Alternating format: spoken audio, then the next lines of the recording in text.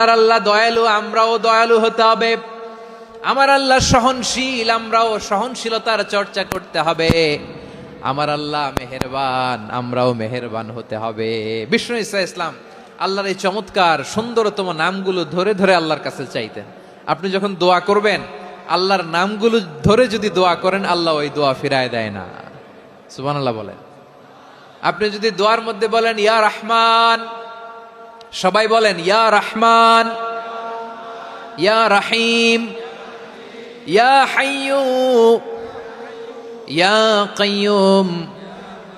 আল্লাহর চমৎকার নামগুলো ধরে ধরে যদি আল্লাহর কাছে ফরিয়াদ করেন, আল্লাহর নামগুলো ডাকেন, মুহূর্তেই কবুল করবে কে?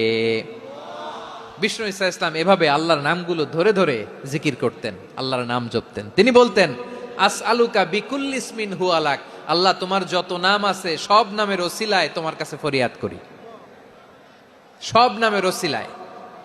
আনসালতাহু ফি কিতাবিক, যে নাম তুমি তোমার কিতাবে নাজিল করেছো। আও আল্লামতাহু আহাদাম মিন খালকিক, অথবা তোমার কোন সৃষ্টিকে তোমার নাম তুমি জানিয়েছো। আও ইস্তাসারতা বিহি ফি ইলমিল গায়বি ইনদাক, অথবা গায়েবের জ্ঞানে তুমি তোমার নিজের জন্য ওই নামগুলো সংরক্ষিত রেখে দিয়েছো। সব নামের ওসিলায় তোমার কাছে চাই। সুবহানাল্লাহ পড়েন। তার মানে আল্লাহ তোমার যে নামগুলো আমরা জানি এগুলার ওসিলায়ও চাই, যে নামগুলো আমরা জানি না সেগুলোর ওসিলায়ও চাই। আল্লাহর সব নাম আল্লাহ আমাদেরকে জানায় নাই, কিছু নাম জানিয়েছেন, কিছু নাম তিনি জানান নাই। সুবহানাল্লাহ বলেন।